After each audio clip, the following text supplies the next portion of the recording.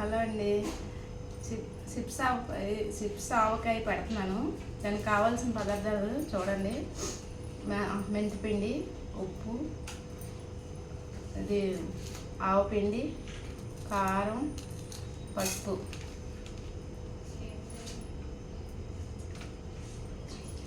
ముక్కలు ఎన్ని ఉన్నాయో చూద్దాం.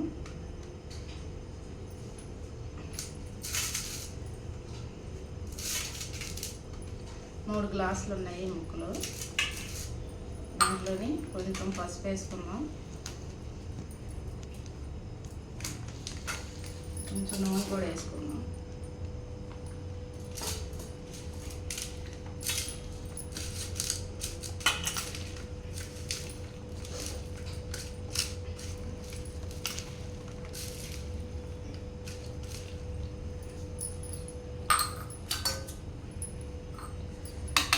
కారం అర గ్లాస్ వేస్తున్నాను.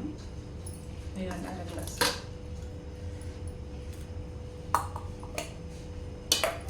ఆవపిండి మెంతిపిండి కలిపి అర గ్లాసు. సాల్ట్ అర గ్లాస్ కంటే కొంచెం తక్కువ. ఇవ్వండి, ఎందుకంటే మనం కొంచెం ఉప్పు తగ్గించేసుకున్నాం. ఇది ఆవకాయలో కాదు, చిప్స్ ఆవకాయ ఎక్కువ లాగదు ఉప్పు. దానికంటే టెంక ఉంటుంది కనుక ఉప్పులో అవుతుంది. ఉప్పు కారమును దీనికి ఉండదు కనుక అంత ఎక్కువ లాగు.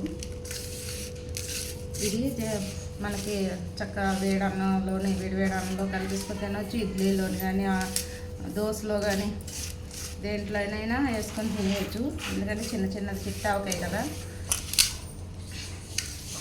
బాగుంటుంది. కొంచెం ఎల్లుల్లిపాయలు పచ్చబెచ్చ దంచేసి, దీనికి ఎల్లుల్లిగడ్డలు వేయక్కర్లేదు, పచ్చబెచ్చ దంచేసుకొని వేసుకుంటే సరిపోద్ది. అంటే మరీ మెత్తగా కాకుండా ఇట్లాగా.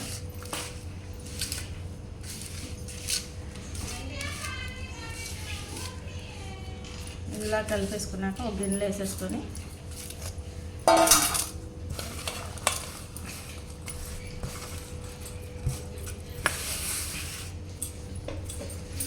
ఇదంతా వేసుకున్న తర్వాత నూనె పోసుకుందాం.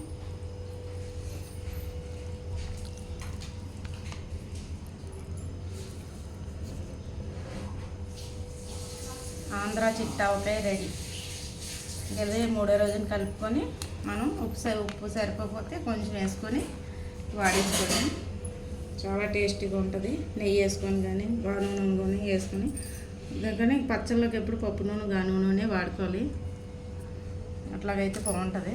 ఇట్లాగ మనం పెట్టేసుకొని ఒక మూత పెట్టుకొని మూడో రోజున కలిపేసుకొని ఉప్పు కారం సరిపోయిందో లేదో చూసుకొని మనం టేస్ట్ చూసిన తర్వాత సరిపోతే కొంచెం కలుపుకొని ఒక గాజు చేసాలోని కానీ జాడీలో కానీ ఎత్తి పెట్టుకుని వాడేసుకోవడమే.